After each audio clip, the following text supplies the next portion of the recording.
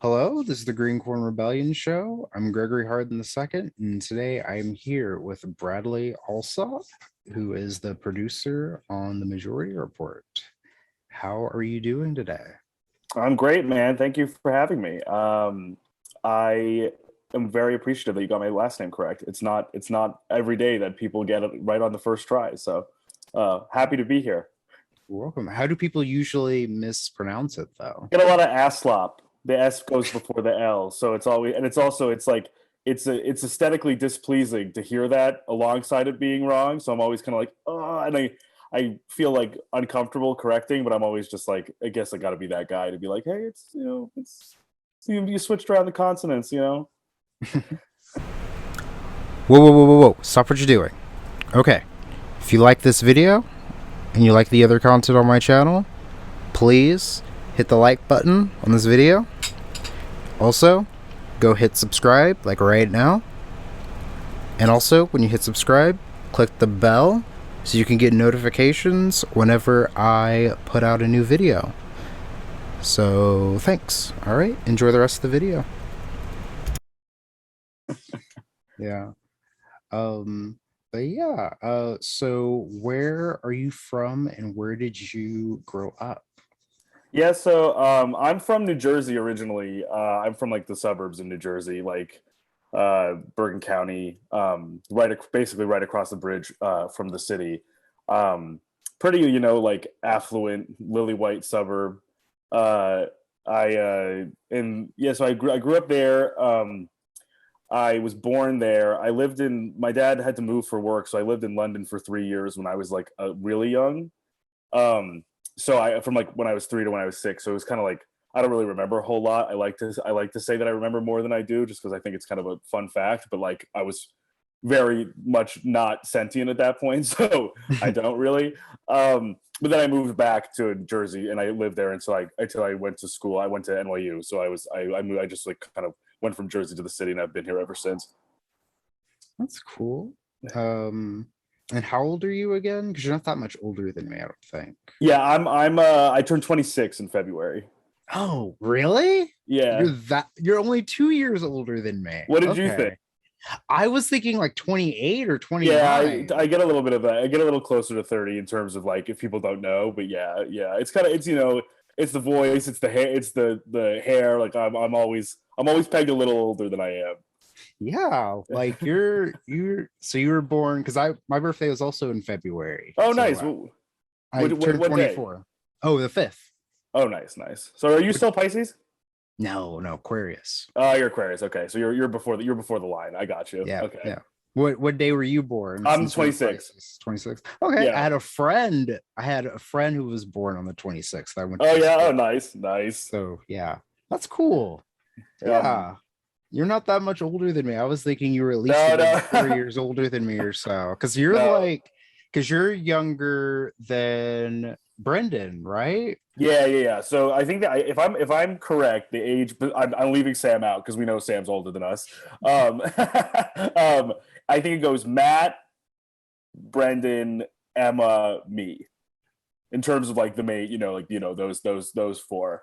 Okay. Because Matt, if I'm not mistaken, is an '80s baby. So Yeah. um, yeah.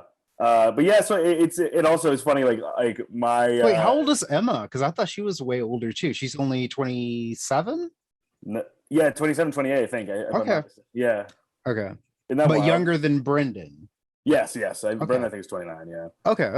That makes Yeah. To sense. give you a little framework there. Yeah. But it was funny. Like at the 26, like um my dad, because like my mom had a C-section. My dad was like, wouldn't it be fun if he had like a leap year birthday? And my mom was like, no, kids will joke about being like, oh, like you're fucking, well, are you only 4 when you're 16? And I literally all the time, I'm like, mom, like, thank you for not exposing me to that. Because like, especially knowing myself, like the idea of me not having a birthday, like for every 4 years, would I just think like, just my self-awareness, my anxiety would just be through the roof of being like, do people think I'm weird? Like, I don't have a birthday in like 20 on the odd years. So yeah, but yeah, um, yeah, that's mostly my bio.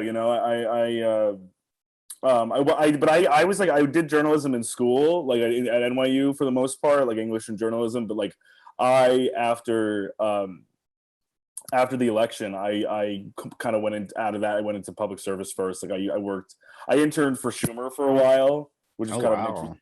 an interesting What was experience. that like? Yeah, I was really in like like state shit. I mean, like in terms of like New York stuff. Like because I interned like in Manhattan, like where and so like I was doing like constituent services stuff and press stuff.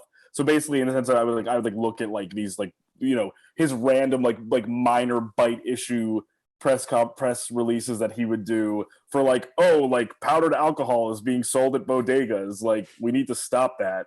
Because that's like his thing. He's like such a fucking retail politician that like while he's just kind of like not doing much at the bigger level, he's always like, remember, I'm doing this like kind of like minor like ticky tack shit for like Rochester and Long Island or whatever. So I'd like look over that stuff, but mostly I was doing constituent services stuff, like basically like people who had like issues with like the VA or Medicare or like or immigration shit like that, kind of processing their casework and stuff like that. And so I did that also for the city. I worked for the Queensborough president for a few years after still doing constituent services work, mostly just like working with people in the New York City Housing Authority, other city agencies, kind of just like helping them through shit they had before the city. So it gave me a little bit of a unique perspective, like going back into like media and shit, just kind of like kind of how fucking rotten bureaucracy is like throughout, like both at the city level and the federal level. So I think it was definitely an education in that way, but it's been super nice to kind of get back to like analyzing shit as opposed to kind of like being being in an office where somebody might be the subject of that kind of that shit. It's kind of nice to be kind of doing the criticism and the analysis as opposed to being kind of like potentially accountable for it for whoever's going to call my phone and be like, like fuck Schumer or whatever. It'd be great. It was crazy when we go through his mail. Mm-hmm. That we'd have to like legit like put it through like a machine to make sure it wasn't fucking poisoned or anything like that. Oh wow. And That's wild. of course the unpaid interns did that shit too, so it was like no liability. Yeah. Yeah. The second thing I was going to ask was what all did you do before becoming a producer for the Majority Report? So you were an intern for Schumer, and what Yeah, while I was else in did you school, did? yeah, and then the BP's office, and then this is like my second job out of school. Yeah, Oh wow. That's yeah, that's kind of yeah. cool, isn't it? Yeah, wild. Okay. Like not what definitely unexpected. I knew I have and it was kind of obviously unexpected because I wasn't necessarily thinking this would be my next move, because I was trying to leave my job for like years, but then COVID hit, and I was like, I can't. One, nobody's fucking hiring, and two, like I need a steady paycheck. So I basically just stayed with the city for as long as I could while sort of looking. But then one of my good friends knows Sam pretty well. He was looking for a producer, so she referred me. And then come to find out, which I definitely knew this at some point, but I just like it just did not click with me when I like made the like when I went through with the application. Like I've known Brendan since I was like 12. I've known Brendan and I grew up in the same town. We're like we've known each other forever. I was really good friends. I'm friendly with his brother, who was my age. And so he just reached out. He was like, "Hey man, like small world, like what's up?" Like and so from there I interviewed with Sam and I got the gig, and Brendan kind of took me under his wing until he went back to school. So the rest is history. Yeah. Wow. And that's another one of my questions I was going to ask was how did you end up becoming producer for the Majority Report? You need to stop answering my questions. Oh, sorry. Yeah, I'm stepping on. I'm stepping on you, bro. I'm sorry. No, you're good. I didn't get these beforehand. I promise. You're good. Let's see.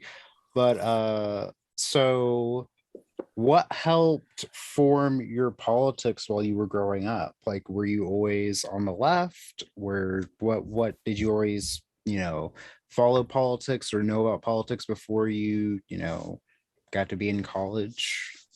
Yeah, so I think honestly, and I think this is a little bit. This is probably relatively similar to who I'd say like kind of like growing up in the I think growing up in the suburbs where I did, where it was pretty, the majority was, it was a majority white town, majority upper middle class to upper class, like legit affluence, like um with a very like minimal black population, maybe a bit of slighter heavier Asian population.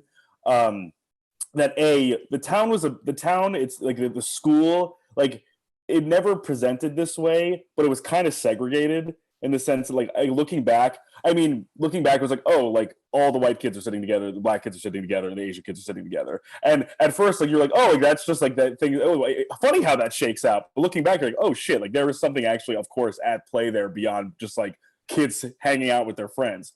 So that's one thing. In terms of like kind of like when I looked back kind of retrospectively as like an 18-year-old moving to the city, I was like, that's actually like far, like it was emblematic of my privilege as a white guy to not think about that in that Yeah. moment, and also like the cloistered nature of my upbringing a little bit, that's not even something that was on my radar. Was being one thing that kind of informed like sort of like my continual drift towards the left, um and just my view towards like racial politics, racial justice, shit like that. Two, my folks were like capital D Democrats, like they're like, like Obama loving, MSNBC loving, like Democrats, like. So I've always been like more like, that's always been more my. I never like had any real exposure to like, like social conservatism. Like I was never like that was never like, or even fiscal conservatism to an extent. So that was never like part of my like my process. It was more like, oh, like we had people over to watch like Obama win in '08, and like, I just like kind of was programmed to think like, oh, like John McCain is bad and Mitt Romney is bad, and like it's not like Obama is awesome and shit like that. And so that kind of was like the basis. But I just feel like as I kept getting older and older and more self-aware, I was just like, so much more of that shit just be rang so fucking hollow. And it still continues to reverberate that way, in the sense of just seeing like what Obama has done since he's been out of office, and also like what his cronies have done since they've been out of office.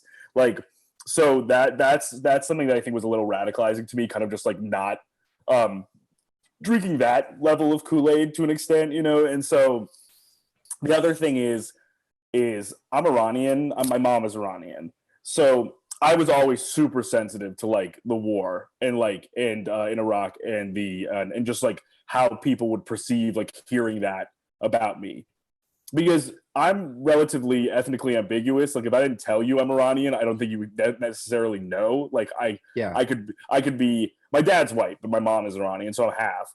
But some people are like, oh, like some people think I'm like Italian, Yeah, because Israeli. that's what I was thinking too. I was Yeah, thinking yeah, Italian. yeah. It's Italian, Israeli, Greek. Like I get a few others before some people stumble upon Iranian. So just like kind of the rhetoric of kind of people being like, oh, like that's like hearing that being like in the context of knowing obviously that like regardless of actual like validity to this, and this is not me caping for the fucking Iranian government. It's bad, but Yeah. no, don't get me wrong. But in terms of like the axis of evil, the way Bush talked about Iran, the way everyone, the way the way Iran has been characterized as, like the number one state sponsor of terrorism, when Saudi Arabia is right there, like, and that type of thing. And in terms of even thinking about that in the idea, in like the context of like, oh, you know, we're economically allied with Saudi Arabia, therefore we don't like that. To me clicked, where I was like, right, it's not democracy that's exported, or that's prioritized. It's the capitalism part that's prioritized. So Yeah. there was that element too, and then the last thing was just, I think sometimes in certain spaces or for certain people, privilege just builds on itself. It only kind of magnifies itself for certain people in certain contexts. For me, like the fact that like my privilege sort of radicalized me a little bit, in the sense of like realizing that like as I continued to grow older, like, oh, like the fact that I didn't have student loans, the fact that I've never been struggling for health insurance or struggling to be covered for health insurance, the fact that I've never been shaken up by a or assaulted or anything like that by a police officer, or I've never even had to worry about that. Like all of these types of things, they didn't make me be like, oh, like that's the way it should be. To me, it's like that's fucking inexcusable.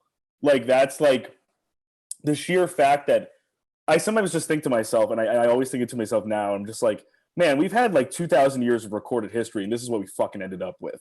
Right? It's just like, to me, and the reason what's tough about this for me is like, I wish I had more of an answer to be like, what can be done to kind of reverse it, but like, I'm a little bit of a Marxist in that way, where I'm just like, I in the sense that I just think like some of this stuff, the bureaucratic element makes it so that the target, or like not necessarily, I mean target, I mean NSA, don't I'm not trying to say that.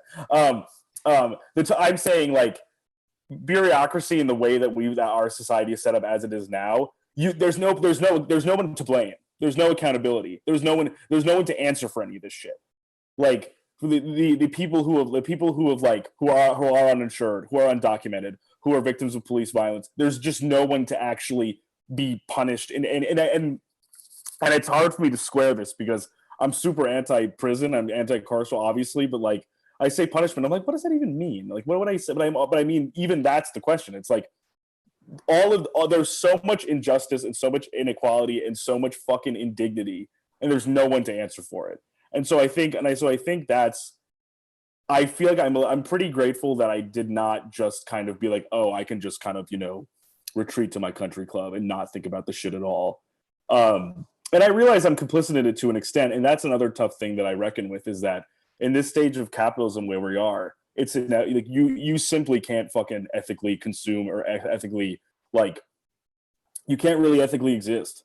Like that's the tough part for me, is like anything you purchase, anything you represent, anything you endorse or support, there's no moral absolution here anymore. It's not possible. So like that's another hard thing for me too, which is like I feel this way, but I know it's just like there's certain things that I try not to be too fatalistic about it, because I'm like, man, like I really don't have a solution for anything, nor do I think there might ever be. It might be a solution for anything, but that's just kind of where I'm at in terms of like my ideology, or like where I come from with this shit. Yeah. The thing that you said about, like, because we went to high school. Did you graduate in 2014? I imagine. Yep. From high school. Yeah, because I'm 2016. Yeah. I graduated in 2016. Right. So I remember going to school. Oh, so you said you grew up in like a affluent, super white area. Were they all like conservative, like Republicans, or were they like Democrats who were like what is it? It was a combination of like people like my folks who were like kind of like MSNBC liberals, and then like sort of either like the straddling the line of, and this is anecdotal, just like people I knew, of like kind of posturing as more liberal or tolerant, while also being like, can't install a parking garage in our town because it might attract more people. I'm like, well, yeah.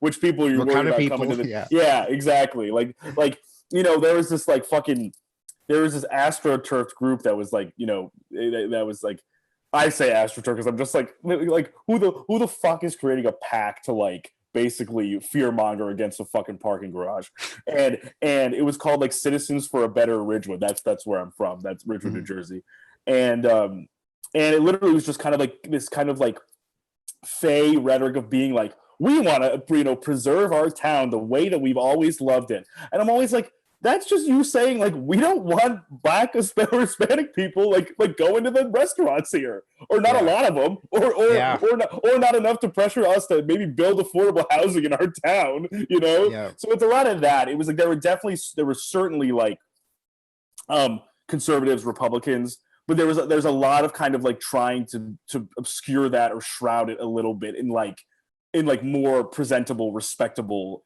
language and toning. I had a classmate. I mean, I'm like friendly with her, but like I remember saying something, and this is just funny at the moment, especially now, thinking about like my 15-year-old self reacting to this, when we were having a discussion about like Obama killing bin Laden, and she was like, Obama didn't kill bin Laden, the military did. And and I was like, okay, yeah, I guess right, right. It's enough that you want the military to take credit for it, but you don't want Obama to take credit for it. And I'm wondering why. Like, I'm wondering why it matters. Like, I'm Yeah. curious as to why it matters. So just like that type of shit. Like, it was a lot of more like, I wouldn't. Dog whistling might be too like strong of a term, but it was kind of just like not saying the quiet part in Yeah. terms of like language like that in terms of certain things in the town. Yeah. Because where I grew up, it's like it was super working class. It wasn't that white. It was only, I think the school I went to at the time, it was maybe a little bit more white than it is now. Because I think it was still like about 70% white or 65% white at the time. But then the rest of everyone was either Native Americans, handful of black people, a couple of Asians, and a handful of Hispanics. And let's see. But it was all mostly working class people and a handful, like small portion of like, upper middle income kids. So, but for the most part, everyone was a Republican, except for like, except for a few people, and you know, I remember having conversations with the conservatives at the time about politics, and let's see. No, this is like, I don't know if you ran into this back in the day, but the first atheists I ever met in person were Republicans. And they were just as conservative as any Christian Republican, especially on like gay marriage and LGBT issues. And it was so weird to me because to hear them talk about like religion and Christianity, but then turn around and like defend a lot of the political talking points that they have, or at least the positions that they have on abortion and LGBT rights. It's just like so weird. It's just like, okay, then like, why are you even an atheist then? Like, well, what differentiates you politically from them or even socially from them if you agree? Right. Like, and it's funny because I tell people that, and I tell people that's why I was never really like that turned on by atheism, because I realized at the end of the day, it's not the religion that makes people conservative. I mean, it can be used as a quote unquote justification, but it's not the main factor in people's conservatism or why people want to enact, like horrific reactionary policies. Because I knew people who were atheists and agnostics who believed in the same stuff but had different justifications for, even sometimes the same justifications, just didn't use the Bible to do it, but they would pull upon some sort of conservative thought process behind it. But and you even see that you even see that shit. Like, I think that's really interesting because I didn't experience that, because I think the makeup mostly was like a lot of Jewish people, a lot of Christian people, and where I kind of, in the sense that I kind of feel like certain like church retreats / birthright type of stuff had a little bit of a radicalizing effect on people's politics, in terms of like doing something where it was kind of like, oh, I'm completely ensconced in my religion, I'm completely absorbed by it, engulfed in it, therefore like now it's like I have returned a different person, therefore that's also forming not only my religious sense but my ideology as well. But so that's kind of interesting in the sense of that, for me, seeing that as a little bit of a radicalizing force, whereas for you, like, even some atheism had that similar force without any sort of like, oh, it's ordained for me by God or in the Bible. It's just actually what I think. Like, there's the justification is not there. But then also, I see that in the context too of like, Richard Dawkins, Sam Harris, like Bill Maher, like, in the sense that even if they maybe aren't going after Christianity in terms of atheism, what they're using that atheism for is to be like, yeah, and Islam's like really fucked up, like, and really primitive, and like we should probably like not be super cool with that, maybe ever. And yeah. In terms of like, it's like it's a slippery slope, just like allowing Islam, Muslims to practice religion, basically. That's like, I always think that, I think it's interesting that that's like maybe a bit of the slippery slope of like atheism as being kind of like your animating one of your like animating like political projects or political prescriptions, in the sense that it immediately kind of like leans towards or at least for the most prominent figures, like some sort of other bigotry, anyways. Yeah, and that's another thing I remember. Maybe you remember this. Do you remember people blaming Michelle Obama for school lunches being bad? Oh yeah, I feel like I saw that more secondhand in terms of like that was real chum in the water for like Fox News for a while. And I feel like that was definitely something that was one of the, classic like Obama wearing a tan suit, like type thing, ordering having a coffee in his hand when meeting somebody type of thing, like just total fucking Yeah, culture war shit. like people, well, no, because the thing, I think this is worse than the tan suit thing, because there was people like Oh yeah.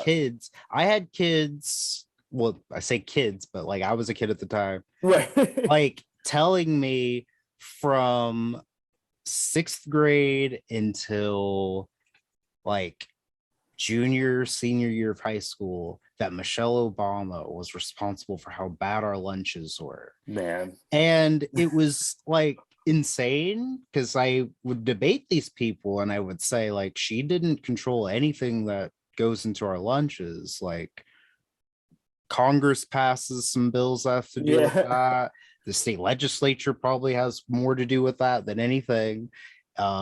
She tried to get people to eat more healthy, but she didn't like single-handedly or even like partially change anybody's lunch. Like, she just set out some like guidelines or whatever, she didn't actually change anything.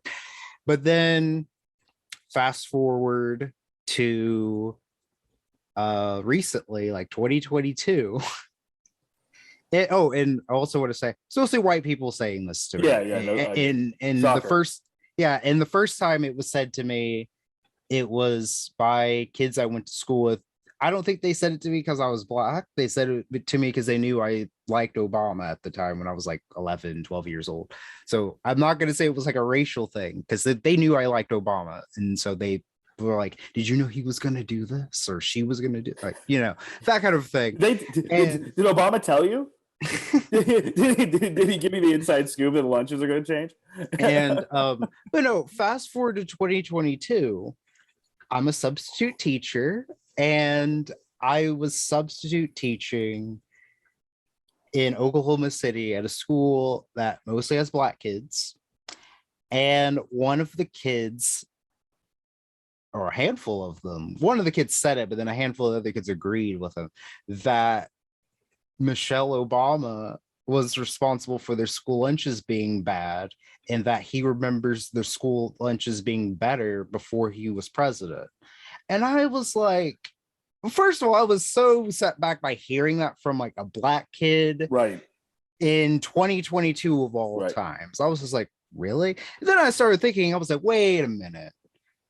You remember school lunches before Obama was president.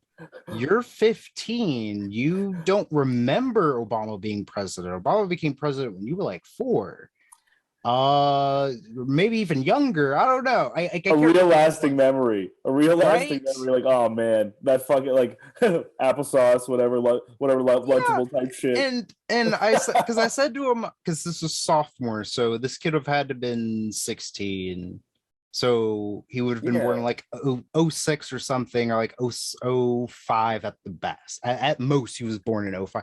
And I was sitting there, I was like, you were like not even in school when Obama took office. If anything, you were in your first year of school. You don't remember lunches before then? Like, no. And then secondly, she didn't change anything. It was just so weird to hear. And I was like, the fact that talking point stayed with so many people for years, that I'm hearing it almost 15 years later, just like insane to me. I was just like, what? And I think that's like a difficult thing. And it's interesting that something like that could seep so far in terms of like from kind of people you'd expect to say, like white kids that are probably influenced by what their conservative parents are watching on Fox, to even getting to like not one black kids at the school you're referring to in Oklahoma City, but like you said, like legit 14 years after Obama was first inaugurated.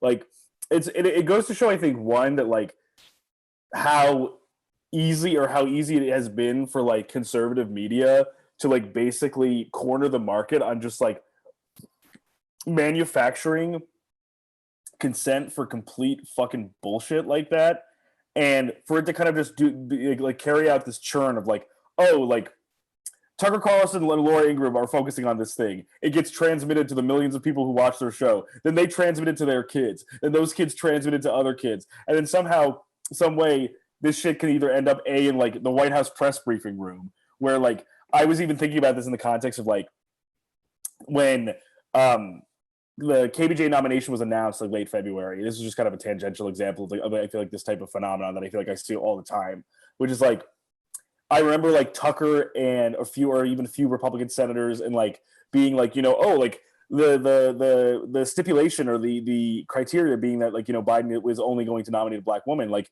isn't that kind of like an affirmative action pick? Like, isn't that kind of like might that kind of smack of affirmative action?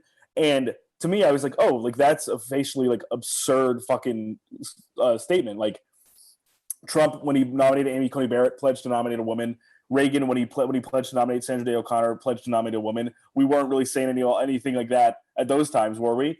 Then I hear it the fucking next day in the press briefing room, someone saying like, many people are saying that this is an affirmative action pick. What do you think about that? And I'm like, it is just so fucking easy how fucking credulous so many people are of this shit. That is so clearly bad faith, and also which leads me to the issue that I find, I think is kind of like at the core of what you were talking about too, which is like when you were arguing with those kids in high school or kids whatever like level of school that was, like about the lunch thing, you were coming back being like, oh yeah, like it probably is more in the purview of the state legislature or Congress or whatever. But a lot of politics I'm finding more and more as I get a little older too is just like, it's just vibes. Like no one fucking cares about like no, like it doesn't. There's no there is a little bit of a futility of even trying intentionally to like fact check or dispute or like point out the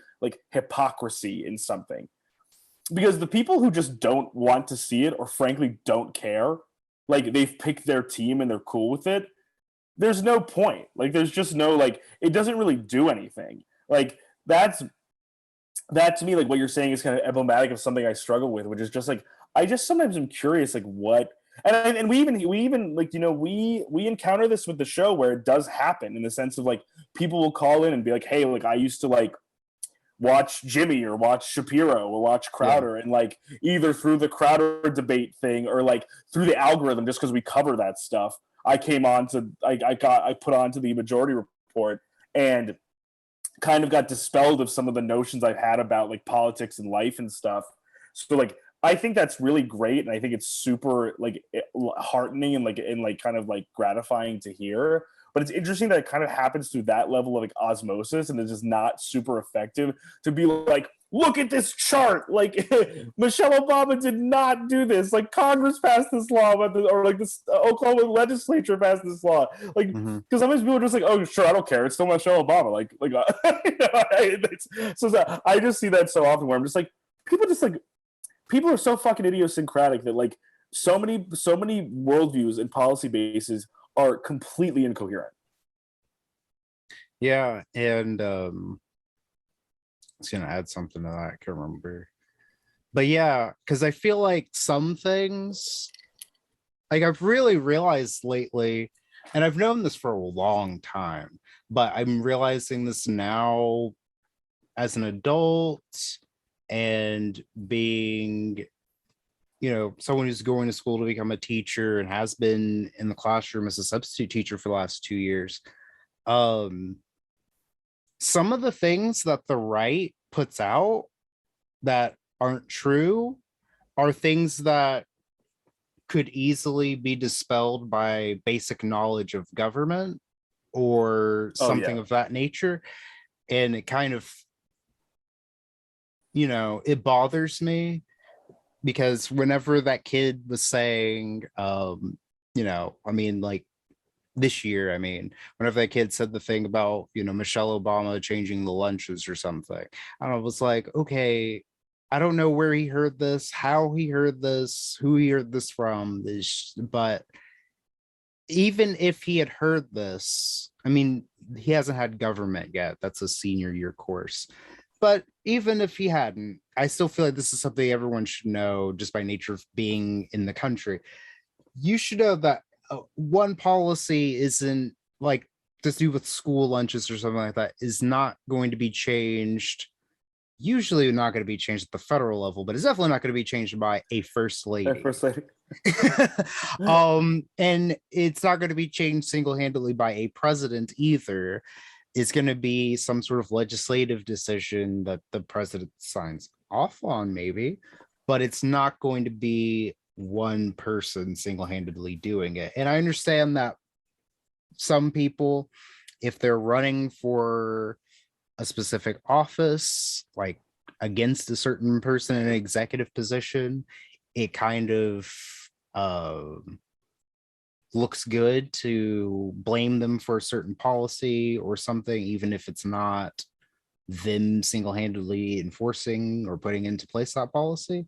But when it came to the Michelle Obama thing, it was just like, but people should know better, right? Yeah. Even kids should know better. Yeah. Because if I can say, I don't know why the lunches are changed, I don't know what specific law did this, but I know that the first lady had nothing to do with that because it's not her job.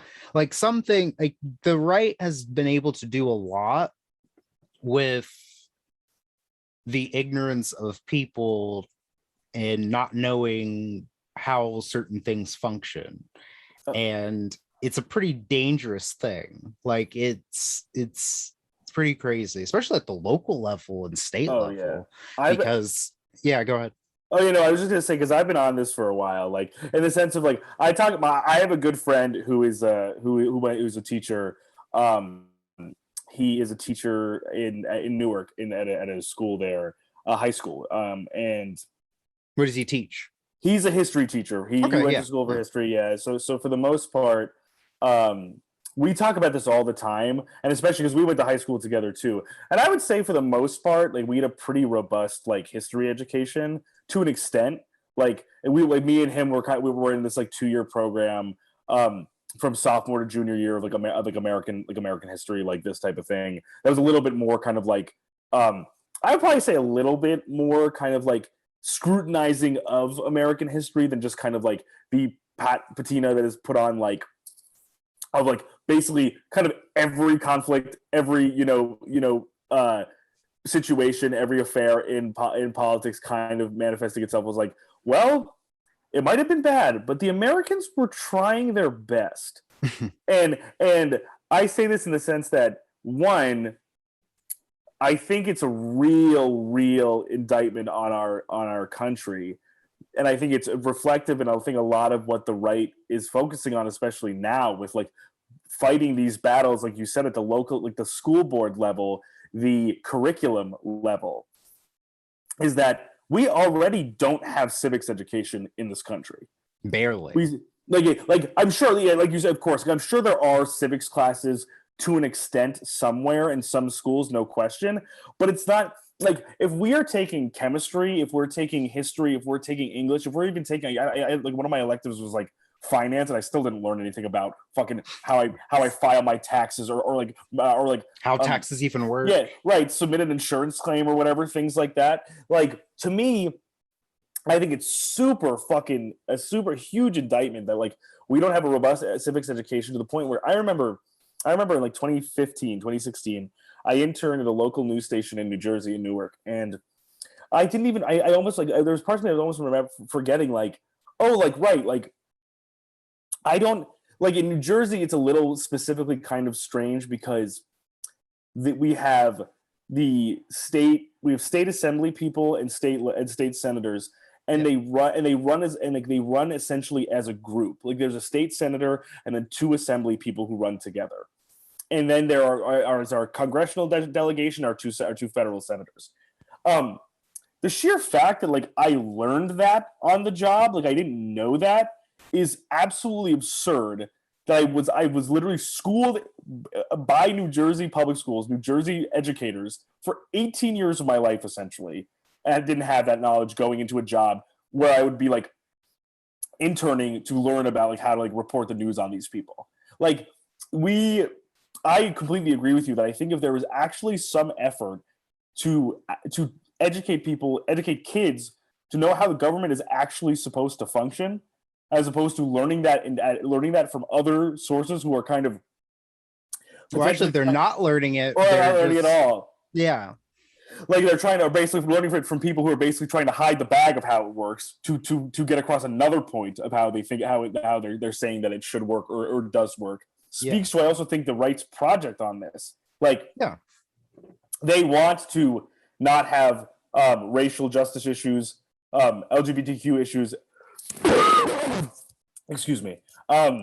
You know, discussed or in these curriculums because they want to control that. They don't want people to know how these things are actually supposed to function. Yeah, because I feel like, let's see, because there's, especially when it comes to history, because I don't know if it's this way in other states, but I know in Oklahoma, when it comes to government, like we have a government course that all high schoolers have to take, but it's only a semester long. And I feel like that's dumb. I feel like it at least needs to be a year long. Because I mean, I took it, and technically I took it 3 times because I took it my junior year because I had all my credits caught up. It's usually a senior year course, but I took it my junior year. And then I was a teacher's aide for my government teacher for an entire year, my senior year. So technically, I guess you could say I had it 3 times, but the other 2 times I was kind of just sitting in. But, you know, I think he taught the class well. I don't think I don't think it's a matter of like how teachers are teaching it. It's the fact that it's only half a year, and to cover what you really need to cover when it comes to just talking about how basic government works and stuff like that, you need a little bit longer than just half a year or just a semester.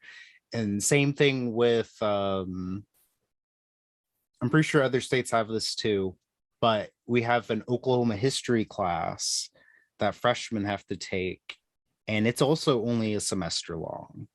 And I don't remember the way that the class is set up. And I know some teachers, they kind of change it up because it's not a core class that you have to test on. But the way that we did it was most of the class was spent talking about basically the founding of the country again. And we talked about what explorers possibly came to Oklahoma and whatnot. And I don't even remember if we even got to statehood. And yeah, like it's weird. And I remember in college, I took a state and local government class, and part of it, I think we had like 1 or 2 chapters that was just about Oklahoma's constitution and how it was originated and how it works and whatnot. And they went over the history of how it was came about and the convention and how it was orchestrated and whatnot. And I feel like I learned more about Oklahoma history in my state and local government course, which wasn't necessarily supposed to be Oklahoma specific, than I did in my Oklahoma history class in high school. And I was like, okay, this is a little weird, but that's just how that is. And I feel like we need to actually have that be a year-long course, as opposed to, you know, having it be half a year and think we're going to be teaching people about the history of their state. And I have issues with other classes and how we teach them, like American history. I'm pretty sure it's like this in other states too, where 8th grade you learn everything up until the Civil War, and then in your junior year of high school you learn Reconstruction onto the present. So the thing I have an issue with is when it comes to the second part that we get taught as juniors, Reconstruction onward. I've never met anyone who's ever, at least not my age at least, who has said that they learned much of anything past like World War II. Yes, And so because they have to focus on, because there's only so much they can do, and then they have to cram the rest of everything so they can take the state test.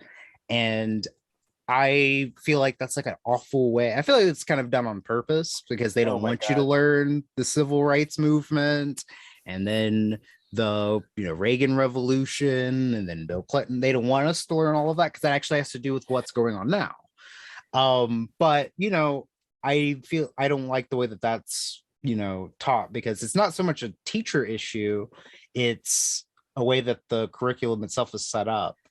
And if Republicans were mad about that, I'd join them, but they're not. They're not mad about that. They're mad that we teach anything to do with slavery or anything to do with Martin Luther King existing.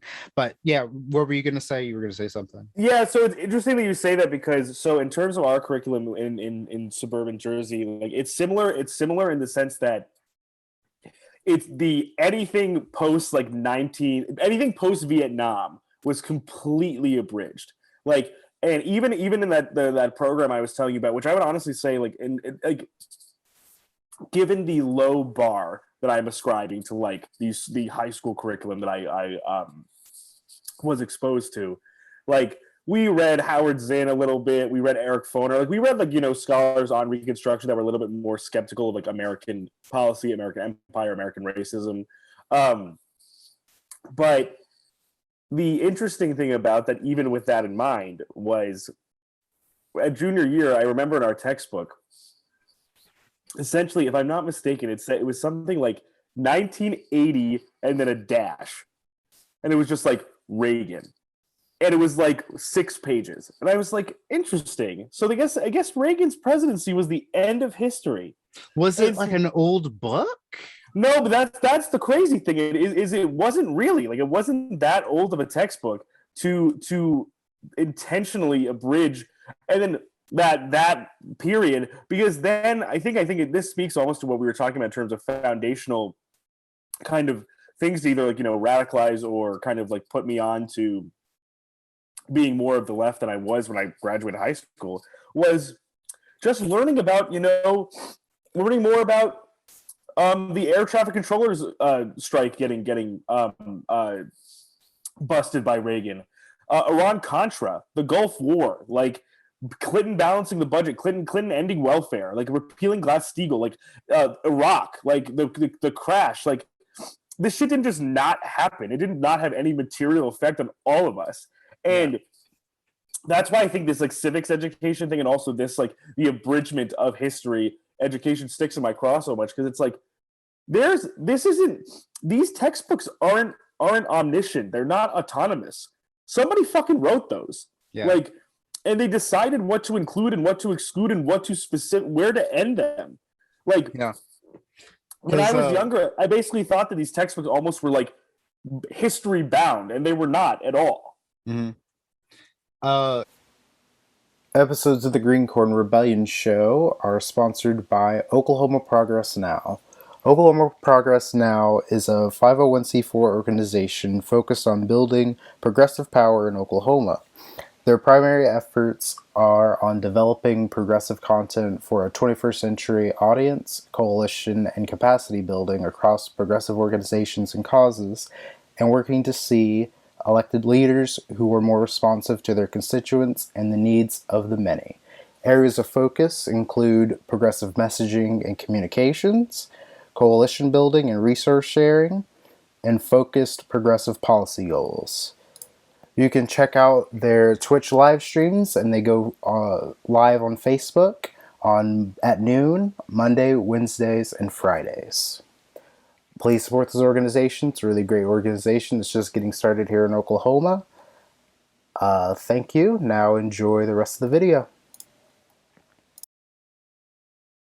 So the book we had, I think it went to the Bush years because I think the book was like from 07.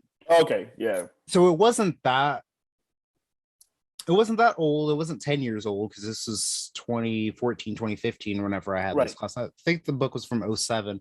So it had Bush getting elected in there.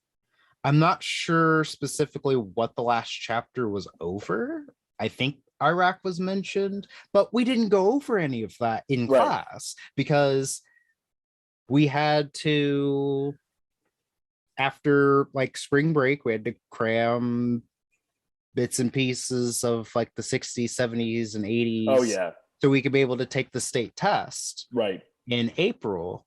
And because of that, and also the funnier part is because the teachers don't get to see what's on the test, they don't really know what's on the test. So they kind of have to teach whatever they think is important or whatever. And that's not their fault. That's kind of just how the system is set up. And, you know, I would say a good half or maybe third of the test was stuff that was post 1960.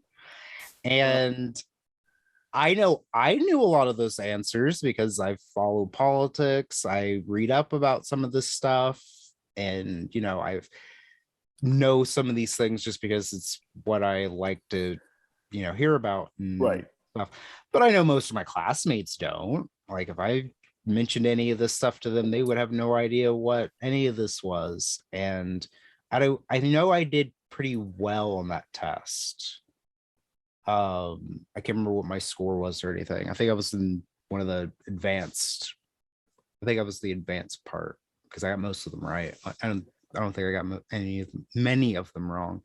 But you know, I that's always stuck with me forever and also kind of influenced me to want to be a history teacher because I want to be able to teach that stuff. I'd actually like to start the year talking about more present stuff with the kids so they can have an idea of how connected they are, how connected history is with what's going on with them or with the present. Because I feel like that's more important because like just talking to kids about the closest thing that we get to teaching kids about anything recent is they talk about 9/11. Like Right. on 9/11 they talk about 9/11, but even that is like we just talk about 9/11, what happened that day, and not the after effects of that. We don't talk about, you know, the broader The war on context. terror. Yeah. We Yeah.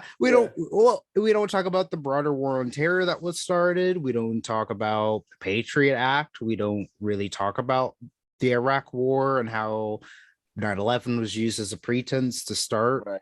Iraq. We don't talk about the effects of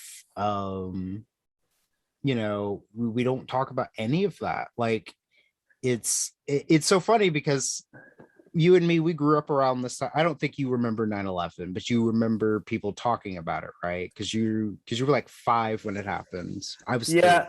It was Yeah. it was weird for me because I was in Then again, you London. were in New Jersey, so maybe you have a different. No, Yeah. no, that's what's so I when I was in I it happened when I was in London because my dad had moved. Oh, okay. So we had we had some friends. My dad had some friends who were like in the building at the time, but we were not only across the in another continent, we were also 6 hours ahead too, or 5 hours ahead or whatever. So Yeah. that's what was kind of interesting.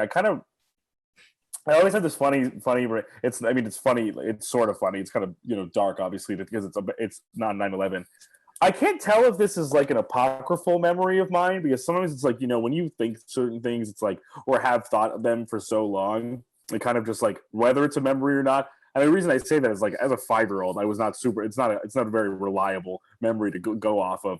I remember my mom seeing it on TV, and she kind of was like I walked in and saw like a building on fire, um, but she kind of like told me like you got to go to school so I got into um I got onto the bus, and I saw, and I'm wondering, and I guess because now that I'm thinking about it, it was the morning in London, so I'm wondering if it was either the day after or something. It was like, I'm curious about when this actually was, if it actually happened at all.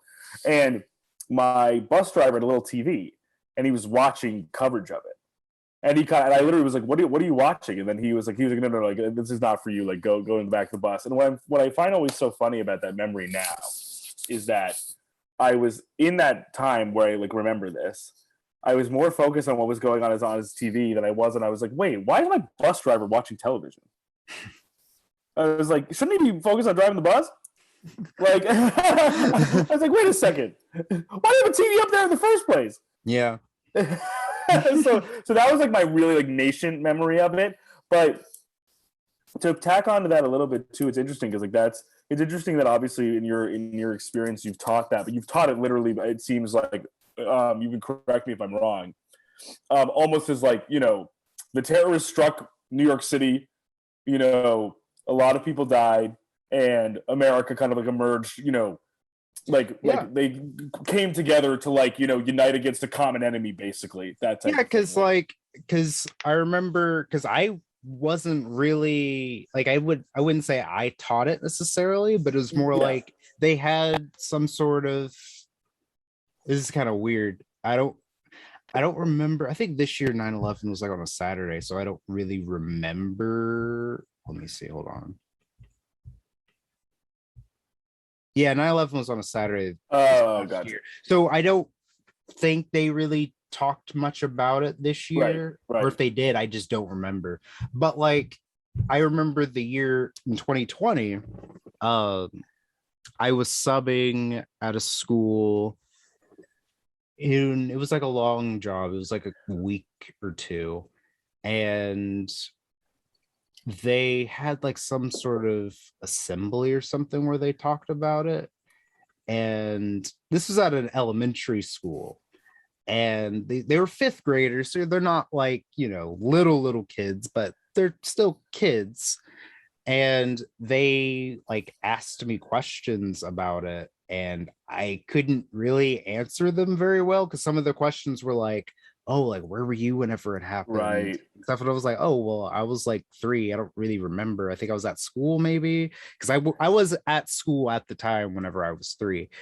But like, I don't really remember 9/11 happening. And then I can't really tell them a lot about, what happened afterwards, because it's not really, they're not, well, first of all, they're not going to understand, the Iraq War or the effects of that, or the Patriot Act, or how that's bad for the Fourth Amendment or the First Amendment. Like, I can't really have that conversation with them, because they're not going to understand it. But like, it's kind of weird to like have people ask me those questions and stuff like that, and talk to me about that, because even with, I mean, I have had this conversation with older kids, because they'll ask me about that, or I'll say to them like, oh, well, like the Patriot Act, like the reason why we can't do XYZ thing anymore on the planes is because of this. And and a lot of them don't know that. Like, I know we can't have more than 3 ounces of liquid of some kind because of 9/11, or why TSA exists in the way that it does now, or why the NSA exists in the way that it does now, like, and explaining that to them, because they just have no idea. Like, because this is just the world they were in. And I mean, I guess it's the same way for you and me, but these were things that we kind of like got to see get implemented over time, and we are adults now, so we get to look back at it and see the changes, and our parents lived before then, so we can talk to them about. And another thing I think is crazy is just thinking about Rudy Giuliani. Oh my God, yeah. Because if I ever had to teach 9/11 to my students when I become like an actual teacher, I really want to have a whole day just dedicated to the evolution of Rudy Giuliani. Oh my God, yeah. Oh my God, because that was like a real respected figure in politics back in the late 90s and early 2000s. Dude, he may have been like the most popular politician at the time of 9/11. Like just Yeah. purely being a And he crisis mayor, basically. yeah, and he was called America's mayor. Exactly. America's mayor to now. America's mayor to the fucking hair dye dripping down his face. Yes, he was considered a front runner in the Republican yeah. nomination for president in 2008. And like it's just and now he's Trump's lawyer, and like the fall from grace for Rudy Giuliani is just like spectacular to watch. But like if I were to tell kids today, I need to do that because I like telling kids crazy stuff that they would have never like been able to think of. Because like if I were to tell them like, hey, like Rudy Giuliani was once a very respected person on both sides of the aisle and wasn't just some lunatic, like the way Like the guy, like the guy they from would Borat? like say what? Like the guy from Borat. Yeah, yes, like they would say to me, they would be like, are you serious right Yeah, now? right. That guy was a respected figure. It's like, yeah, and also Donald Trump. That's the other thing with Trump too, because when we were younger, Trump Oh, was yeah. not known as like this super like hated and racist person. Like rappers used to name drop him Oh yeah. in a positive way prior to 2016. Like He was like there's the icon of wealth. He was like the icon of like Yes! prosperity, like being rich, being wealthy. Like it was always like, I'm gonna be like partying with Donald Trump. Like and the Apprentice, like the Apprentice being kind of his narrative laundering of like who he is, like who he is. Yeah, and yeah, in telling kids that. And it's funny because the songs that I will reference where Donald Trump is talked of in a positive light, they also don't know those songs or who those rappers are. And that breaks me because the most famous one I can think of is the line in country. You know who Nelly is? Oh, because you're 26, not 16. I love Nelly. Right there, that line in Country Grammar. Yep. This is Bill Gates, Donald Trump, let me in now. And I'll reference that to the kids, and they're like, I don't know who Nelly is. Or how do you not know who Nelly is? Oh my god. But like, like I'm pretty sure there's a few Jay-Z lines. There is a few Jay-Z lines, right? Yeah. And if I'm not mistaken, it's either there's definitely in either Knowledge God or Incarcerated Scarfaces by Raekwon from Only Built for Cuban Links. He definitely does a Trump name check there. And I'm almost positive in Shook Ones by Mobb Deep. Really? I'm pretty. Wow. I'm almost positive. I'm almost. There's definitely a Mobb Deep track where Trump is mentioned, but it's always kind of like like I'm gonna be like yeah, rich like him. Yeah, I'm gonna be with yeah, like there's so many. There's a whole article or multiple articles that have been written where it lists all the different songs, like 100 some odd songs. For sure.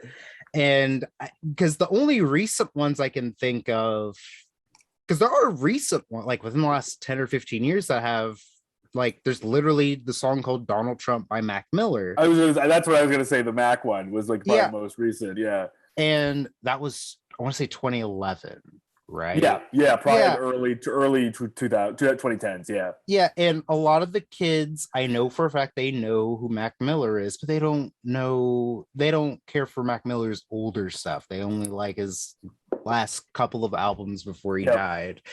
And while I'm the opposite, I only like this album's was a Blue Slide Park was his first album. I like that album and then the stuff before it. But yeah, like that's talking about those things with kids. I feel like that's how history teachers need to start with teaching history. Start with stuff like that, because then it'll, even if it's not something that the kids care about, it's something that's recent that they have at least thought about or know something about. And then you can pull them back and teach from there. I guess you can say teach history backwards, but I don't know. I feel like that's a good way to get people interested, because I don't think there's a way that you can get kids interested in Reconstruction, um at least not in like a super weirdly divisive way, where you Right. could say like, oh, like if you look at what is it, the mappings of old plantations, you can see where all the black people in this country still basically live in the South. Like, like you're not going to get kids interested in It's that interesting though. way. It's interesting though because I'm curious. I was gonna switch gears in a second because I'm curious about your perspective on this as a not only a history teacher but a history teacher in Oklahoma.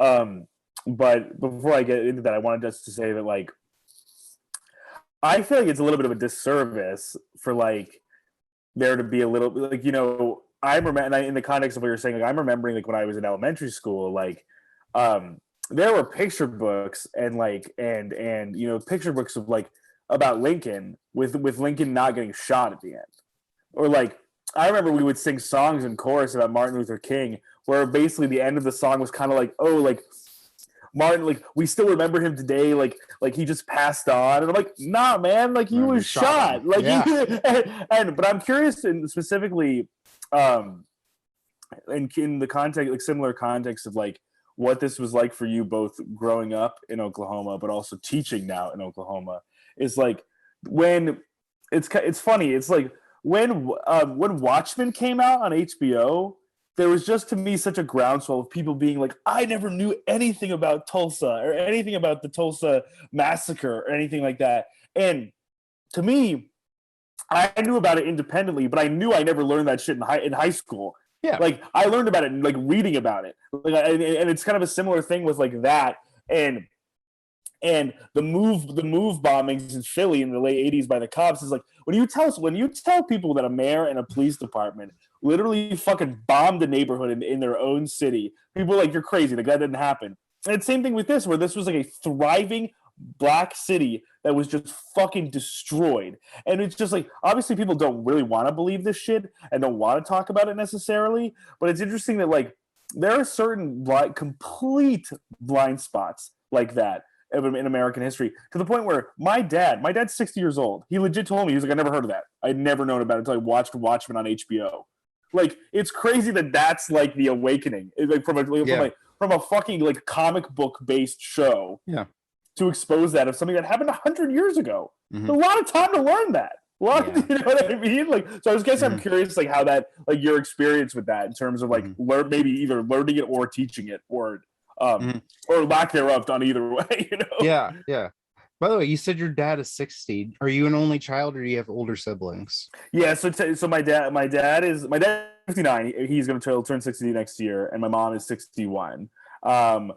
My sister is 3 years older than me. She's 20. Okay. She'll be 29 in May. But yeah, it's just me and her. Okay. Yeah. Well, that's cool, because my parents, they're 60. They'll be 61 this year, and I'm their only child. So they had me real late. And that's a whole experience on its own, being the only child of super old parents. So yeah. But you kind of have a similar dynamic, I assume, because your sister, they would have been like 33 or 32. So I guess that's still late for people their age, at least, having kids. So. Yeah, no, and also kind of generational too, in the sense of like, I feel like people born in our folks' age, like if they had kids at 25, no one would bat an eyelash. And now it's kind of like 20. I'm 26. I'm not close to having a kid. You know what I mean? Like, yeah, like most of the people my age, most of my friends my age, they have kids and are married, though. I think that's also like a cultural thing. Right, regional thing. Yeah. Yeah, with red states and blue states, because I've talked to people in blue states and they're like, how are all of your friends married and have kids, and they're not even 25? How does that work? Like, I'm like, I don't know. It's just how it is. Par for the course. Yeah. But no, you were saying about so this is fun. So the what year did Watchmen come on HBO? I've seen it, but I watched it after it was a thing, I think. I think it was. I'm pretty positive it was pre-COVID. I think it I was. know that, yeah. Yeah, I think Like, it was 2019. If I'm okay, not, or so. Yeah, I'm pretty okay, sure. okay, because I watched it. I think I watched it like a year after that, like a year or two. I watched it during the pandemic because Right. remember I watched it a year or two after it had, aired and everything. So I was watching it second. But no, about the Tulsa Race massacre. Um, so we didn't. So in Oklahoma, a lot of us didn't learn that in school. Damn, dude, that's Like, fucking I crazy. had a teacher that told us about it, but it wasn't like a requirement that we learn it. Like I told Right. you before, whenever we had Oklahoma history, I don't even remember getting to statehood, frankly. Oh, sure. Right. That's a good point. So So that right, was right. that was the race massacre. That was 1920. 19 20 or 21. Yeah. Yeah. Yeah. So, like, we didn't even make it that far. I've done a lot of reading about not so much the Tulsa Race Massacre, and also, this is the other thing too. So, before like 2015, 2016, we called it the race riot, and people say Uh, it's offensive to call it a race riot because it wasn't really a riot. It was like a targeted thing that was put on by. So massacre is more of the appropriate term. So I always have to catch myself with that because I've always known about this. I've known about it forever, and we used to just call it the race mass or race riot, but now we have to call it race massacre, or else you are a racist. No, I'm kidding. But I mean, some people do call people a racist when they say riot instead, but nonetheless, fun fact about the terminology of that a lot of people don't know because it's new to them. Because a lot of people didn't know about it. But yeah, I haven't really had to talk much about it in school yet. I haven't subbed for anyone that was part of their lesson plans that I had to carry out that day. But talking about it, you know, outside of that, even not as a teacher or anything. Um, so what where that happened, that's still the predominantly like black part of right. Tulsa. Yeah. And it's also, let's see. Do you know who the Gap Band is? Oh yeah. Okay. So the You dropped a G bomb on me, that song baby. is about the Tulsa Race Massacre. No fucking way. And the Gap, the GAP are the different names of, I can't remember if it was neighborhoods of yeah. It's like Was different like it's names of Greenwood. It's neighborhoods. Greenwood, yeah. and I can't remember what the other two are. But yeah, Yo, that's that's initials crazy. for I think different neighborhoods or street names in that area. But yeah, I learned that when I was like in high school. And You Dropped a Bomb on Me is in reference to the Tulsa Race Massacre. So yeah, that's another thing that people don't know. What else is there about that? But yeah, there's a lot. Oh, and this is the other thing too. So that area is like where that happened is also still very much economically disenfranchised compared to the rest of Tulsa, and uh, the disparities within like the social and economic disparities within South and North Tulsa is just like Right. wild. I haven't really visited Tulsa. I've only been there a few times and not as an adult. I think the last time I went there was like when I was like 17. But it's whenever I hear about Tulsa and the differences between like the North and South, usually it's about the politics because the politics are so stark too, because it's like the North part is black, hardcore Democrat, South part mostly white, hardcore Republican and conservative. and they also have a Republican. Oh, so they also have a Republican mayor who is like a what's his name? GT Bynum. Yeah. And he um welcomed Trump in for that rally back in 20 June of 2020. And where Herman Cain ended up dying. You know. Oh my Uh God, that's right. yeah. But no, R.I.P. what was the other thing I was going to mention about Tulsa? Oh, so the kids, so I substitute teach in Oklahoma City, Right. and the black kids, I remember one day we were talking, and they were the ones that mentioned this, but I wanted to like probe them about it a little bit more. And they said that they thought that Tulsa was way more racist than Oklahoma City, even though like Oklahoma City has its racist past too. But I think because of the race massacre and a lot of other things that have happened in Tulsa over the years, the race how do I say this? The racial dynamics in Tulsa are more pronounced than they are in Oklahoma City, even though Oklahoma City does have its issues. I mean, a lot of the civil rights movement happened here in Oklahoma City with Clara Lauper and the sit-ins and whatnot. But that's still wild to hear kids in Oklahoma City, black people, black kids more specifically, tell me that Right. Tulsa is way more racist than Oklahoma City. I mean, they could be right. I'm not saying that they are wrong or right, but it's just wild to think about. But at the same time, they're not learning about the massacre in class necessarily, or they probably are at this point, because I guess it's kind of hard to ignore it when people are talking about it online all the time. But yeah, it's just interesting to think about because, and that's the other thing too. A lot of people think Oklahoma is like a super white state, like they think we're as white as Wyoming when we're Oh, not. Like it's not white like that at all. I think roughly speaking, about 30 something percent of Oklahoma is people of color, whether that be black people, Asian, Latino, or Native American.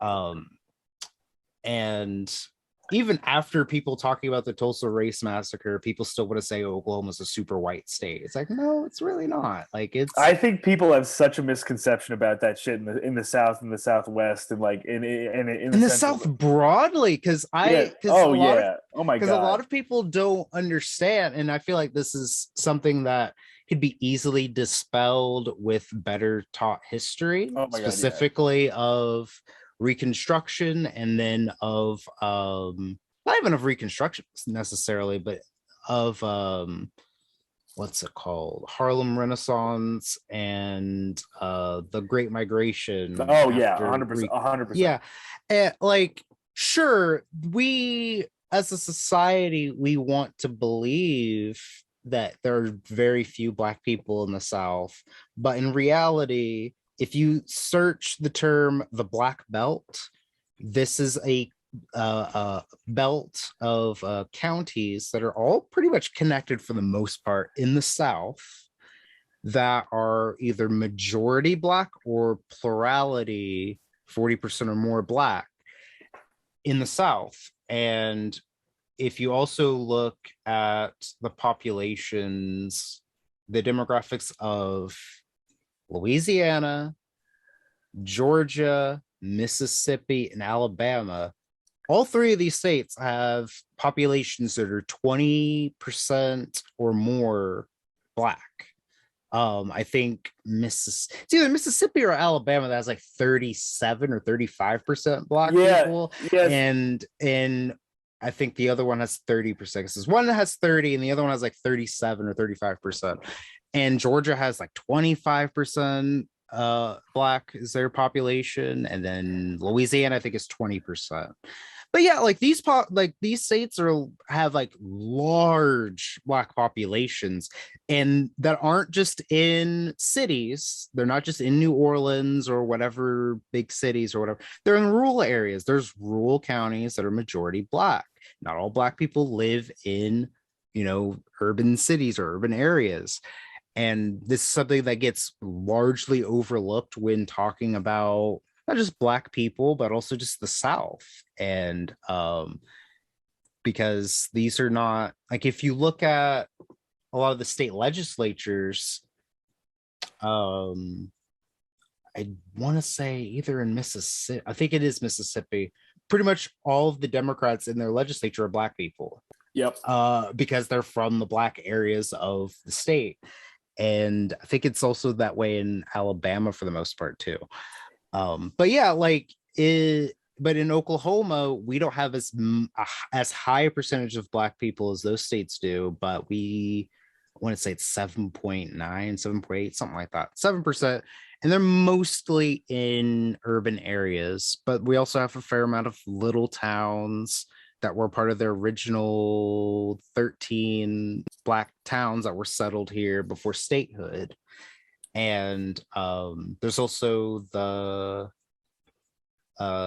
story of Woka, Oklahoma, where my dad is from, which is a town that was founded by Seminole Native Americans, and a lot of that tribe were Black people. And because this is the tribe that was has a lot of Black people and Black ancestry mixed within it. And even to this day, this town Woka, it's not too far from me, it's like 40 minutes from where I live.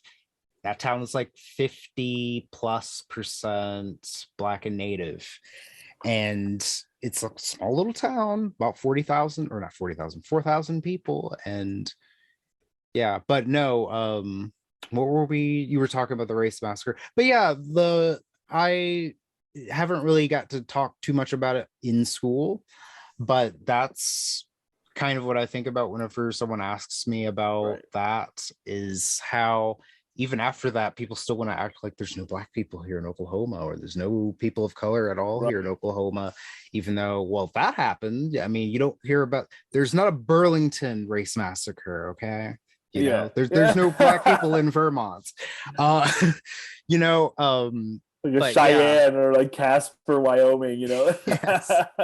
Yeah, but that's something I think about whenever I think about that, is how our perception of Black people and racism in the South or Oklahoma is kind of obscured and whatnot. But did you have anything else you were to add to that? Because I feel like I took a while to answer that and added a whole bunch of other fun facts in there that didn't need to be there. But yeah. No, I think what you said is something that really always bothers me, in the sense of, and like, which is kind of dovetails with your point about the fact that like you weren't even taught this in school necessarily, and like how that kind of how the word is passed basically about something like that, even in the state where it happened. Oh, like, and another fun fact. Yeah. So this is the other thing I was going to mention. So I've done a lot of reading about like previous governors in the state of Oklahoma, and this one guy. So Oklahoma is a state where Democrats pretty much ran this place top to bottom for like 100 years. But like it's the weird mixed matched Democratic Party of the old days, where you'll either have like a super mega white supremacist as governor, or you'll have like this super progressive dude who squeaks by as governor, or you'll have like this moderate person. It's that Democratic Party. So there was a guy who got to be elected governor. He's only governor for like 7 months in like 1923. Jack C. Walton, I think is his name. And he was a super progressive guy, and he did a lot of fund like education and higher education in the state and stuff like that. He got impeached by the legislature because he suspended habeas corpus in order to go after the Klan. And that's why he got impeached. And they because, you know, back then it was like you can't really go after the Klan if you're in power, as I mean, either party, frankly, but definitely if you're a Democrat, you can't do that. That's your paramilitary. Um, you know, but yeah, I find that to be interesting because like I don't expect to learn about him in school, but I feel like that's a really interesting thing to talk about because this was right after the Tulsa Race Right. Massacre. Is in 1923 when this happened, and it was related to that. And I think he ended up getting elected to something else later on, but he was kind of politically toxic for a few years after that. But I also think that's pretty interesting is the history of the Democratic Party in just in general, but especially in certain states and in the South, how this was like being a Democrat back then didn't really have any kind of like meaning to it. Like it was kind of just like people always say like, oh well, the Democrats were the racists back then. It's like, okay, sure, but also there was, I mean, there was a fair amount of Republicans who were racists in the North too, but that's not like the story we get told about, you know, politics. We always say that the party switched platforms after the 60s, which I guess in some ways is true, but it's not 100% true because there's always people in the Democratic Party who were pro civil rights and pro labor and stuff like that. Because in the North, if you were a Democrat, particularly in like places like Minnesota, you were just like a progressive, you were a liberal, and you were pro civil rights. But if you were in the South, that's where it gets way more interesting because you have your Democrats who just care about racism and enforcing segregation and Jim Crow. They don't really care about much anything else. But then you also have your Democrats who are more kind of in the middle, where it's like, okay, we'll allow the racism and stuff to happen. We'll even support some of it, but we also care about doing things for people too. So we have to have good government on some level. And then there was the liberal progressive type Democrats who occasionally got elected because they were chummy, they were white, so of course they had friends who were in all the different factions of the party, and you know they got to be in power and kind of had to do the little dance with, you know, trying to do something for black people but also not doing too much because it would be troublesome for them. And I don't know, it's just interesting to read about the history of that in Oklahoma and in other southern states like Georgia and Louisiana. Because I think one of the more interesting people, I think, is Jimmy Carter, because people don't know this, he ran for governor twice. First time he ran, it was oh, also, how long do you have? I don't want to keep you from doing anything if you have something to do. Oh no, I'm good, man. Okay. Okay. Because I'm good for hours if we can if that's okay. But like, no, Jimmy Carter, the first time he ran for governor, I think it was post 68, I think, or was it in 68? Either way, it's post the civil rights movement ish. And I can't remember his tactic the first time he ran, but he lost. But the second time he ran, he wanted to do this whole thing where he would be pro the segregationist side of the party because he knew he kind of had to in order to get past the Democratic primary. But then after that, it was the general. And, you know, a Republican opponent is like, you know, whatever, like they're not important in a general election in Georgia in 1972 or 74, whenever this was. Um, so, you know, he turned out the black vote and promised them a fair shake and civil rights. And then whenever he got in power, he got in trouble with the segregationists in the state because he wanted to do things for black people and make sure they were able to vote and able to get jobs and whatnot. And he only had one term as governor, because back then you could only have one term. You couldn't have two terms. But he did this kind of thing where it was like a bait and switch. And you couldn't do something like that today because it's just a different time. You just couldn't do that. But back then, that was like the smart thing to do if you wanted to be somewhat progressive or liberal in one of those states and get by. And a lot of people don't know that. And I feel like that's an interesting thing that we should be learning about, is how, you know, that kind of politics worked back then within the Democratic Party and within some of these states. Because to me, I was reading about that last summer and I was like, this is really interesting, because I didn't know this. Like, I knew that there was, you know, different factions, but like Jimmy Carter running this way in order to win is like really cool. But yeah, what was it? But yeah, you have anything to add to that? Sorry. Yeah, no, don't be sorry. Yeah, I was.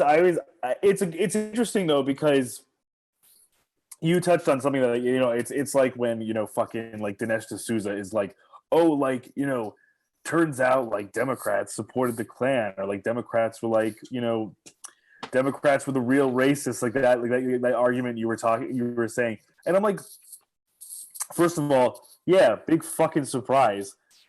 Americans across the political spectrum were fucking racist years ago. Like that's not a checkmate. Like, it's just, and also, it's not a checkmate because that it would only be a checkmate if the radical realignment in the 1960s and the Southern strategy that was literally admitted to by Republicans, by like guys like Lee Atwater and Nixon, like, as if it didn't happen. All that shit happened. Like, the reason Barry Goldwater was the nominee when he ran for president, the reason why all of the Republicans shifted in the mid to late 60s from being Democrats to being Republicans, like the reason that Dixiecrats became a thing in the past, is because LBJ passed civil rights legislation.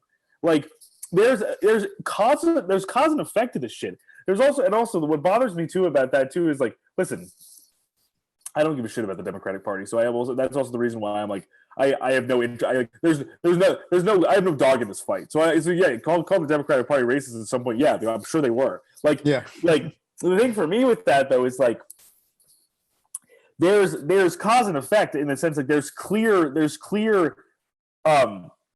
cultural and historical and policy based shifts. Like, LBJ passed. There's a reason why LBJ passed the civil rights legislation in the mid 60s, and the entire alignment of our two-party system changed. And beyond that, the reason why guys like Bill Clinton and Jimmy Carter were governors in Georgia and Arkansas, like you said, is because they towed that line. They were Democrats, but they Democrats like Democrats we have today simply did not exist.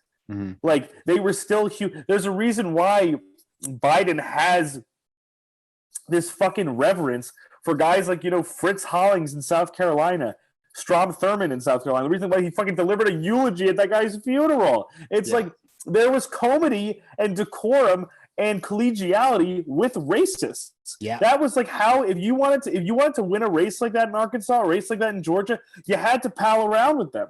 There was no getting around it. And there was also like kind of being like, you know, listen, I knew we didn't agree on everything, which is basically saying he was a fucking virulent segregationist and racist, but we still had fun together. Right. We still played golf. We still had fun, and we still had lunch together at the Senate cafeteria. Like, it's interesting that type of, like, seeing, like, what you were saying, that dynamic of like how Southern state Democrats succeeded, and also how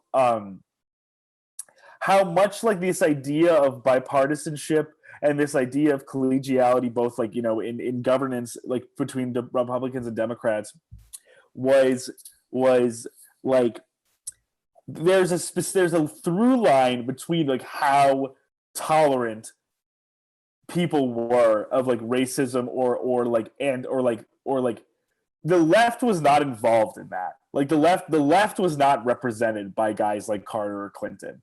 Like Yeah. civil rights activists, the civil rights movement was not represented by those guys. They Yeah. were represented by like who was considered like capital D Democrats at that point. And Yeah. so I agree with you. I think it's a really interesting shift. And also it's just like that whole Democrats are the real racist thing. I was going to bring that up before you did, is because I always find it A, so fucking disingenuous as a talking point, and B, I'm almost always like, it's just hilarious that some people would think it'd be like a gotcha to defend that. You think I have any problem like thinking Democrats are racist? They are. Right? Like Yeah. you know what I mean? Like it's not as if they're not. And also, as you said, the one thing I wanted to bring up in the context of what you were saying about how people misrepresent the South is that very dynamic. Is like, you know who are the people that say sometimes like, oh, like the South should secede, like they're just all hicks down there, like what is even going on in the South? It's, you know who's saying that? Like not even Republicans are saying that. Democrats saying that. Democrats say that. Democrats are the ones who are like, oh wait, Alabama, yeah, Alabama, which has an incredibly robust black population. Kentucky, Louisiana, Arkansas, Missouri, like. And you want to know why? Like Cori Bush is one of the only white members black members of her congressional delegation. Terry Sewell is one of the only black congressional delegation in Alabama. Benny Thompson is the only black member of the congressional delegation in Mississippi. It's because they're gerrymandered as shit. Like it's not because they're not there. They're there. Like these all of these places have black people, black voters, black working class people, black farmers. Like they all exist there. The South is not this monolith. The South is only perceived as a monolith because of what the people who control the levers of power make it be so. Like, and that gets transmitted to people being like, oh, it's a fucking backwater. Like, yeah, even if you think it's a backwater, saying it's almost majority white is not true. Like, it's just not true. And that's sometimes what bothers me about like some liberals, some Democrats who are so willing to be like, oh, like Georgia should fucking sink into the ocean because it's just fucking white hicks. It's just not the case. There are so many people. You know who probably is more pissed off about the leadership of like Brian Kemp or Tate Reeves or Asa Hutchinson or those black people that live in those states. Or fucking Mitch McConnell or any of those guys is the black people who actually live in the state and are subject to those laws. And are subject to those policies. You know who's probably more pissed about the literacy rate, the maternal mortality rate, the poverty rate in Mississippi is those black folks who live in Jackson or Gulfport or Hattiesburg or who live anywhere in Mississippi. You know, it just like that's what I think is so shocking to me sometimes when I hear people. It's like, for people who really want to be fervent about being anti-racist, that shit's pretty fucking racist. Yeah, because like I remember thinking about that when I got older, about how the the first thing about the Bill Clinton and Jimmy Carter. So I would say the reasons why they were able to get elected are two different reasons. I would say Jimmy Carter knew he had to play to racists in order to win. Bill Clinton just was a racist. I would say that's the difference between those two, because for me, I think Jimmy Carter, I would never say he's like some like leftist or anything, but I also don't think he's like some conservative or right winger. I just think he's a good man with a good heart who tried to do some good things, did some bad things while president. Not saying he didn't do any bad things, but I think if you're going to talk about anyone who's been elected to the presidency pretty much ever, like who had good intentions through and through, I would say Jimmy Carter's probably that person. Because what did he do after he got out of office? He's building houses. He's helping with like, he's actually, I would say this, unlike our defense department, he's actually helping spread democracy. He's actually doing a lot of good stuff with what he's done out of office. Unlike most of everybody else, they either went to go get rich, or like chastise other people for trying to help other people or something. I but no, but either way, or fucking hoverboarding with Richard Branson or whatever. yeah, or whatever, yeah. But yeah, but so I would say, yeah, but no, but I agree. The whole back then, it was like all of them were just nice with each other, regardless of their like thoughts on black people or Right. stuff like that, because it was just the way that it was. And and if it wasn't that you didn't harbor like odd feelings about them, because like frankly, I really do think Joe Biden, just like the way that he feels about Strong Thurmond, I think he really does view Strong Thurmond as like a good person or whatever. Personally, Oh yeah. he just believed in racist things and wanted to do racist stuff. Like I think he actually does believe that, but I think with some other people who had to operate in those spaces back then, if they were ever somewhat nice to these people like Strong Thurmond, it was because like they were there and it was like kind of have to work with them type thing. Coworker you don't like. Yeah, like that. Not so much like, I'm going to their funeral. I'm not just going to go to their funeral. I'm going to do the Eulogizing. eulogy for their funeral. Yeah, like to me, it's just like, that's a little much, bro. You need to come down from that, okay? But no, I started thinking when I was in high school and started paying attention a little bit more to politics and started looking up the populations and demographics of some of these southern states. I was like, the Democratic Party didn't they didn't just like lose these places because they became like conservative. They gave up on these places. They stopped trying because there's no valid reason why a state with 30% or more black people and has all these poor people shouldn't be solidly blue all Oh the yeah. time.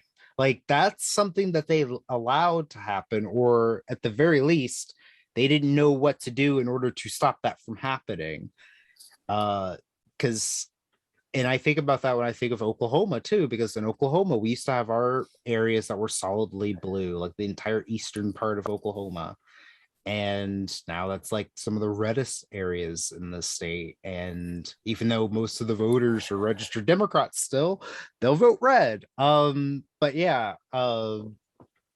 it's just interesting to think about whenever thinking about like how people view these southern states. It's just like, like a lot of black people out there. And the other thing you mentioned about how we have these one or two black representatives in Congress, because there's a whole, they got rid of they gerrymandered one of Alabama's house seats, which Yep. was a majority black house seat, in order to dilute black people's power. And I think also in Georgia, they have, I want to say 3 majority black seats.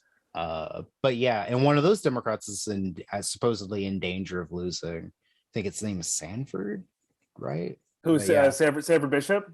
yeah, I think it's his Yeah. name. He's the one that I think is, they say, is in danger of possibly losing, even though his district, I want to say it's still majority black. But if you don't put any kind of like effort into making sure those black people consistently turn out to vote and give them a reason to go vote, you're going to end up with these races where, yeah, the district's 54-55% black, but only, what is it, 20% of those people come out to vote. And but yeah, so to finish up some of the questions I have here, Yeah. tell me about your time on the Majority Report since you started. Oh yeah, so it's been, I've been there since July last year. It's been awesome, man. Like I think like what beyond just how much I've learned in terms of just like it's a crazy environment, in terms of like uh going in the morning and being a part of producing like a 3-hour live show every day, and just kind of like being a part of like putting everything together, just like the stories we cover, the audio video we cover, like the guests and stuff like that. It's in the short term, like actually putting on the show, of course, is so exciting and a lot of fun. But it's also kind of like by doing it for this long. I mean, it hasn't even been that long, not 8 or 9 months at this point. It's just like seeing kind of the themes that come up or like the stories that come up and kind of like this the sections or like kind of like the parts of like the portions of the year where it's like looking back on certain times or certain events or certain being like just kind of looking back and looking forward at certain different news cycles and like how that informs the show and augments the show and like where kind of what we because of course we cover but we try to cover as much as we can for across the spectrum of not only news but also kind of like being a voice covering it as a voice of the left also. It's just not only obviously fun and like rejuvenating to like put on a show every day, but also kind of like both retroactively and moving forward, just like seeing where the show was and where it is now based on what's going on around us is like a very interesting and cool feeling, because in the moment some of these shows like they can bleed together a little bit just because we do so many, but you look back and like, oh my god, right, like when we did that show, like everything that was going on last summer with Afghanistan was happening, or like even with the fucking like Oscar slap thing, or like the AOC dress thing, like just like thinking about like certain just like things are like, almost like just like I can't believe that even happened. Like it's just like wild to kind of like tether certain things you always just think about either in pop culture or politics or history or whatever with like actually like covering it with like how not only the event itself but kind of our take on it. So it's been a really cool experience, and also just like beyond any of that, we just have fun, I mean, of course there's it can be chaos and kind of frenzied and like tense or whatever to like we're on a deadline in the sense of like from 8 to noon we got to prep the show and beyond at noon basically. So and coordinate the guests and coordinate and think and what's the top story, like what do we want to play, all that type of stuff, like all that goes into it. But when we're on air and stuff like that, it's just like we're having a good time, we're just like it's a fun thing to do, and it's a great community too. Like it's honestly like I'm always active in the chat. I'm always just like messing around in the chat during the show. Like I've like developed a few like fun relationships with people who are always in the chat and the mods and stuff in the YouTube chat. And also just like it was super cool to do the show at the Bell House a few weeks ago and just like meet and put some names to faces of notable callers and IMers and stuff like that, and also just see everybody come out to like support the crew and stuff like that. So it's just been a really awesome experience so far. It's just like I would say what Sam does and what the team does is just like it's very impressive and very I think important to have a show like this that not only delves into really substantive subject matter, like the books and the authors that come on our show and the academics that come on our show and discuss these things, but also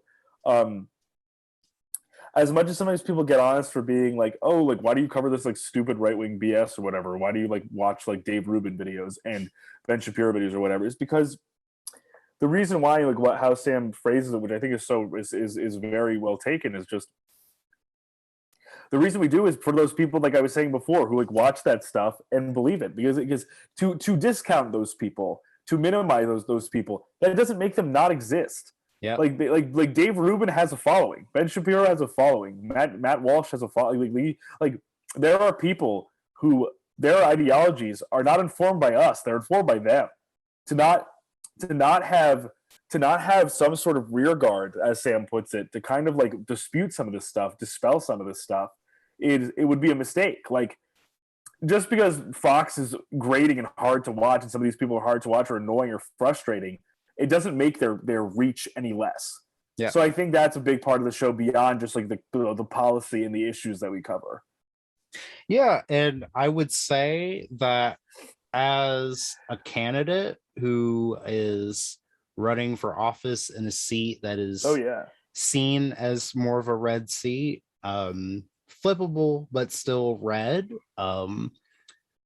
it's good to watch a show that shares my politics, where y'all are actually engaging with the stuff that I know probably a majority, if not a large plurality of the people in my district are watching on a regular Right. basis, Right. because I get to know, I mean, like, sure, I'm still going to be knocking doors to actually ask people what's on their minds and whatnot.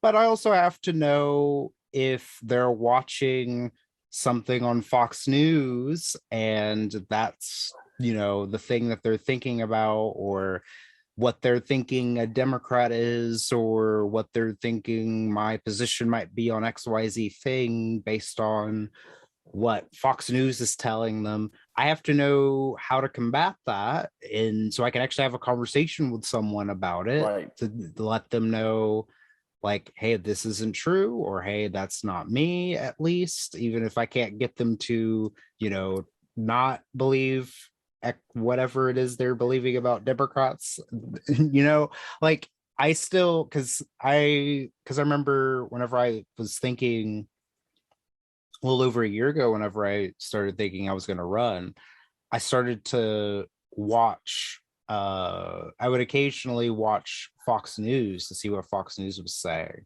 And I would just leave it on, and watch it whenever I woke up and whenever I came home.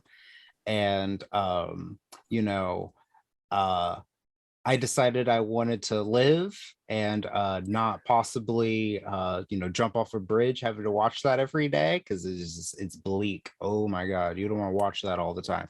And Because even then and even I watch the clip, and for work, like I'm always watching clips and stuff. I'm watching segments, and I'm just like, it's crazy to me that you know that I'm almost impressed by the uniformity of messaging, yeah, but I also sometimes watch and I'm like, I almost just can't believe this is viable right. in the sense of like, and I mean it not even from like, I sort of in the sense of like, it's not that I don't get it with like Hannity and Tucker and Laura Ingraham in the sense of like they kind of have like they're a pretty well-oiled machine, and they have their like propaganda down like really really well. Like it's just like that's like I almost understand like like how they draw people in. I don't with like Greg Gutfeld and Jesse Waters. I'm like those guys are like garden variety shitheads that I have zero idea how they are even like remotely seen as like marketable assets to the company. They're Because I just watch them. filler. They're just Yeah, filler. yeah, Yeah. exactly. I watch some of their segments. I'm like, these guys are fucking like they don't even couch or package the material well. Is what I'm saying. Not even like the subject matter alone. I'm like, but maybe hey, maybe I'm certainly not the market audience, so I might be missing something. Yeah, because I remember watching. I was because, but yeah, but like I was saying, like I'm glad I don't. I'm glad you guys watch the clips and keep me Yeah, updated about what Fox and the right is saying, so I don't have to go pick it out myself and watch it. Because it is kind of, especially as a candidate, Democratic candidate, knowing some of the stuff that a lot of Republicans do believe about Democrats and are willing to do to Democrats and say to Democrats, like, that's a oh pretty yeah, frightening thing to think about. oh Because I yeah. remember, what was what's her name? The governor of Michigan. She had Whitmer. that. Yeah, those Yeah. people came to kidnap her, Yep. Oh yeah. and I had some friends of mine that were on the city council in Oklahoma City and in Norman whenever the Black Lives Matter stuff was happening. They got death threats, they got doxxed, and they're just on city council, and they're women, young women, not too much older than me. And because they spoke out in favor of Yep. like Black Lives Matter, they got death threats and stuff. Like that's scary. And this was 2020.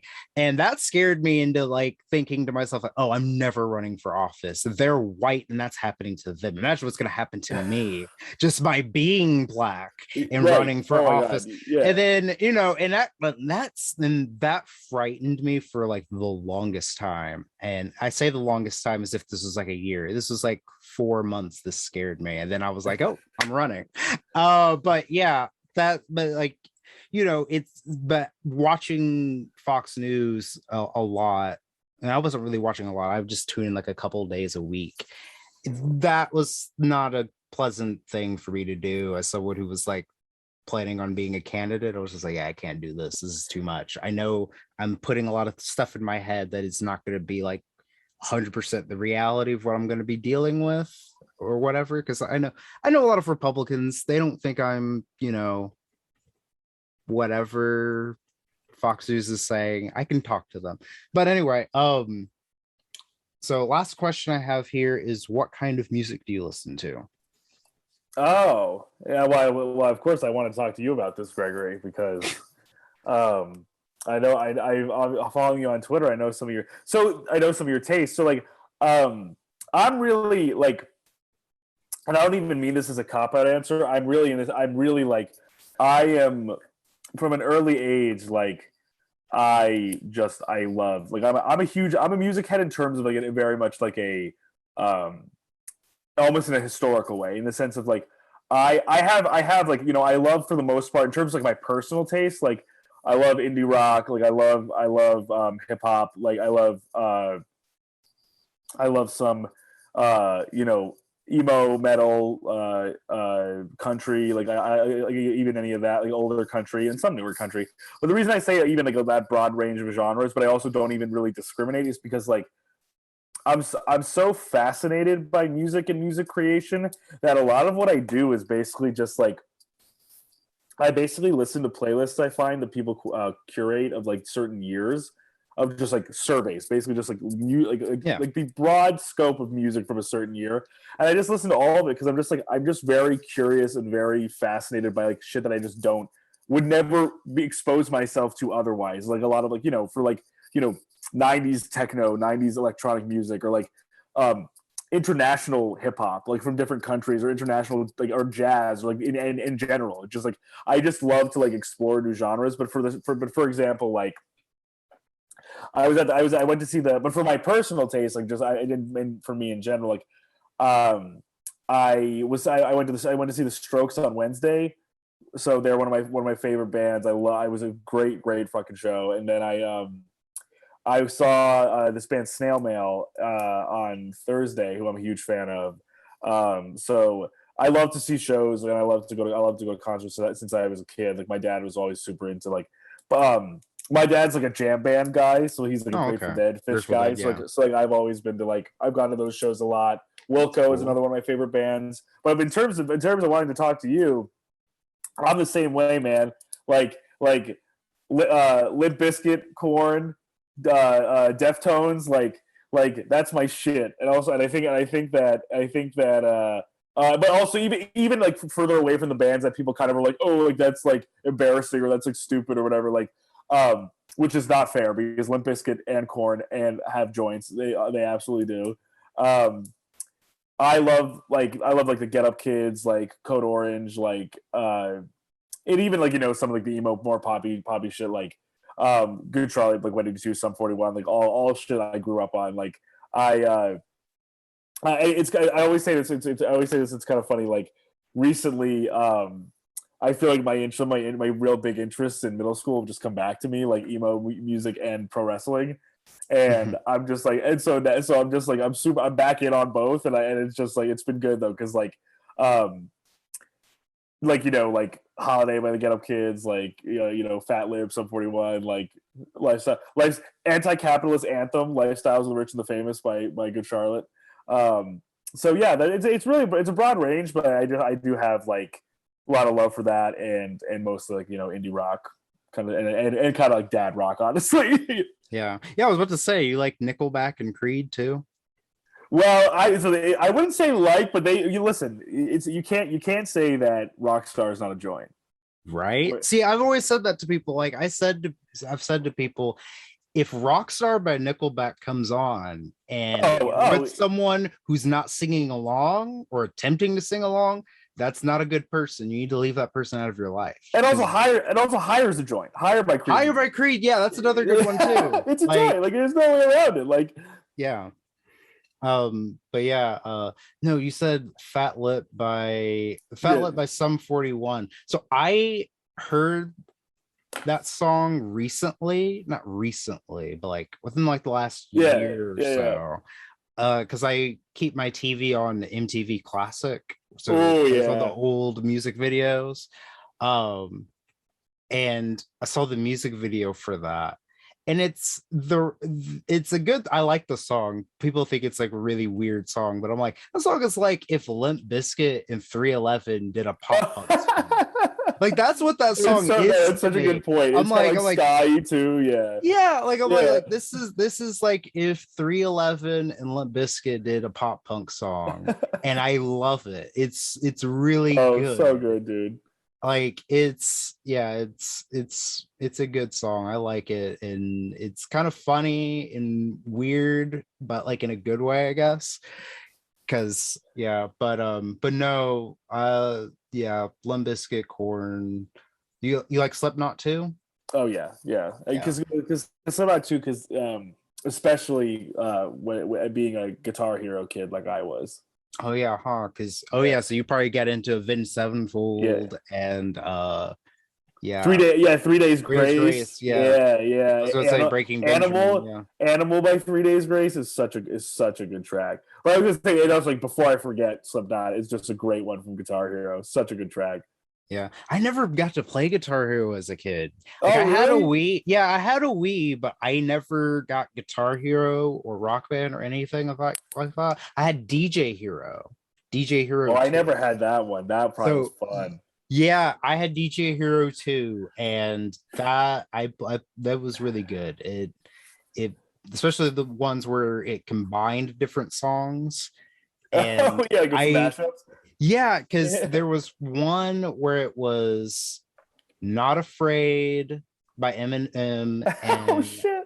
and Lollipop by I think it was Lollipop by Lil Wayne, and it was them mixed together. That's And I was like, crazy. yeah, and I need to see if that audio was somewhere online because that was so good, and I really enjoyed playing that one. And Yeah, I'd like to hear that honestly. yeah, I'd be and interested to hear that. yeah. Do you like Eminem? Yeah, so it's complicated because I feel like I kind of went off. I feel like I have so much like admiration and love for like the first three albums, like Slim Shady, Marshall Mathers, um, Eminem show. exactly those three. Where I'm just like he's at the height of his abilities. He's like he's irreverent. He's kind of like subversive. He's kind of pushing. He's kind of to me he's almost like in terms of like envelope pushing at that time in his career, he's almost like what he was. I almost feel like he was trying to almost accomplish what Odd Future was trying to accomplish Yeah, in their early days. Before clearly before obviously Tyler the creator is now and Earl yeah, to an extent too have like hit their artistic peaks. And I'm not saying that's not to disrespect the early Odd Future and Tyler and Earl albums because I was some of my favorites. But I mean that's when they were like not only are we like we're making music but like we're getting we're in your face, we're crude, we're nasty, like, and we're trying to get that across, and we're trying to get a reaction. yeah, I kind of feel like it just the interest. I just feel like with the thing with him is I just feel like as he's aged, it's like it's this correlation of like him getting older. Like the older he gets, it almost sometimes feels like the cornier he gets. Like he's just gotten a little cornier as he's just gotten older. yeah, He that subversiveness I feel like kind of like left him once he started kind of getting like into like his late 30s to now he's gonna be fucking 50 this year, yeah, like, which is crazy to even think about, like a guy who like I grew up with thinking he was just like young like dynamic artist, and now he's gonna be 50. I mean 50's not even that old. It's just wild that he's gonna be 50, like, yeah, um but 8 Mile, and even 8 Mile, I mean 8 Mile, the soundtrack and the movie, just absolute wall to wall classic. yeah. Yeah, Eminem's my favorite music artist of all time. A lot of people don't know this because I don't tweet about Eminem that often, but he's my favorite music artist of all time. He was the first one that I ever like became super obsessed with uh when I was younger. And even now, I don't like his last three albums as much.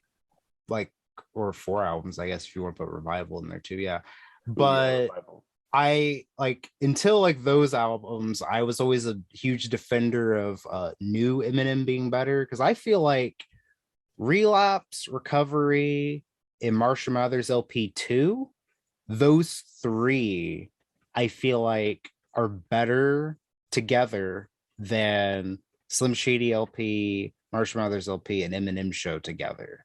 Oh, So interesting. yeah, like that's just me. I mean, there's some other people I know that have that opinion, but because I think Marshall Mathers LP 2 is his best album. Um, I think that's by far his best album. And I don't um and I think nowadays Revival wasn't that good. I liked Revival. I still like Revival for the most part, but I don't think it was as good as an album. Kamikaze, I liked it. I like it, but I don't like it. I don't think it's as good because it's mostly just him dissing people because of his last album. Um, but the last two, Music to Be Murdered By and the B-sides to that, which is basically just like a second album, I don't really say that they're good. I guess the songs are good, but this like content is lacking because all he's doing now is just rapping for the sake of rapping. Like Yeah, that's showing the off thing. his Yeah, abilities. right. There's just nothing like there to really talk about in terms of like content. So I guess like they're good, but I'm not really that into them. There's like a handful of songs on those two that I really, really like that I listen to a lot. But other than that, I'm not. Eminem can wait on putting out an album for a while. Okay, You can throw it up. I'm not looking for it and waiting on it like I would have been when I was younger. But you know, I can wait a little bit. But you know, but yeah. But yeah, thank you for coming on. I My guess pleasure, man. now, Thank you for having me. yeah, and now you are the you're the second to last person I've had on from the Majority Report. Now I need to have Emma come on. Yeah, Emma's now the lone ranger there. Yeah. So where can we find you on social media? So I'm on Twitter at Brad K Alsop, ALSOP, not to be confused with Brad K Aslop. Someone's gonna make a parody account That's for right, yeah. that now.